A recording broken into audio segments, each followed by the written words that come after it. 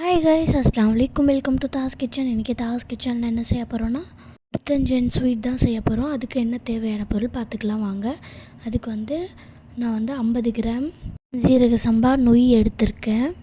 1/4 மணி நேரம் ஊற வச்சுருக்கேன். அதுக்கப்புறமா பாதாம், முந்திரி, கோவா எடுத்திருக்கேன். அதுக்கப்புறமா நம்மளுக்கு என்ன ட்ரை ஃப்ரூட்ஸ் எல்லாம் வேணுமோ அதெல்லாம் எடுத்துக்கிட்டு பால், மில்க் மேடு சுடு தண்ணியில் சேஃப்ரானை போட்டு ஊற வச்சுருக்கேன் சைடில். ஸோ இப்போ நம்ம ஜீரக சம்பா நொய்யை வேக வச்சு எடுத்துக்கலாம். அந்த நொய்யை குழன்னு ஆகிடும். அந்த குழன்னு ஆயிரனுக்கப்புறமா நம்ம எடுத்து வச்சுக்கலாம்.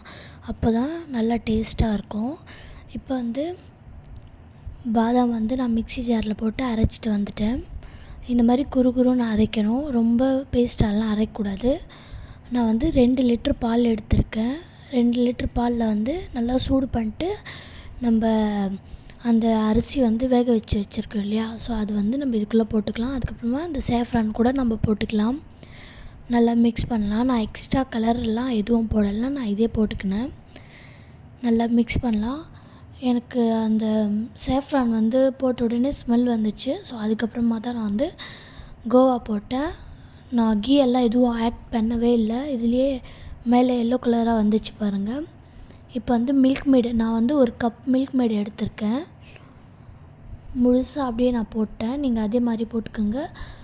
2 லிட்டருக்கு 50 கிராம் அரிசி தான் போடணும், நொய் தான் போடணும்.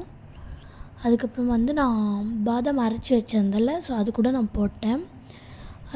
அது சைடில் நல்லா கொதிக்கட்டும். அது வரைக்கும் நம்ம ஒரு பவுலில் கீ போட்டுக்கலாம். முந்திரி போட்டு நல்லா வறுத்துக்கலாம். கோல்டன் ப்ரௌன் ஆன உடனே இந்த பருப்பு, சாரப்பருப்பு நம்ம போட்டுக்கலாம். ஸோ இதெல்லாம் போட்டு நல்லா மிக்ஸ் பண்ணிட்டு இது கொஞ்சம் லைட்டாக படப்படன்னு வெடிக்கும். இது வெடித்த உடனே நம்ம பாதாம், நான் நிறைய பாதாம் அதில் அரைச்சி போட்டேன். இதில் கொஞ்சோண்டு தான் போட்டிருக்கேன் நான். அதுக்கப்புறமா நம்மளுக்கு என்ன ட்ரை ஃப்ரூட்ஸ் அதெல்லாம் வேணுமோ நம்ம எல்லாமே போட்டு நல்லா மிக்ஸ் பண்ணிக்கலாம். இப்போ போட்டுடலாம். நான் இதில் போட்டேன். போட்டு நல்லா கொதி வந்த உடனே இதோ இந்த மாதிரி ஆகிடும். ஸோ இது நம்ம ஒரு நாள் தான் வெளியே வைக்க முடியும். அதுக்கப்புறமா ஃப்ரிட்ஜில் வச்சு இப்போ ரெடி ஆகிடுச்சு. தாஸ் கிச்சனுக்கு லைக் பண்ணுங்கள், கமெண்ட் பண்ணுங்கள், ஷேர் பண்ணுங்கள், சப்ஸ்கிரைப் பண்ணுங்கள். அஸ்ஸலாமு அலைக்கும்.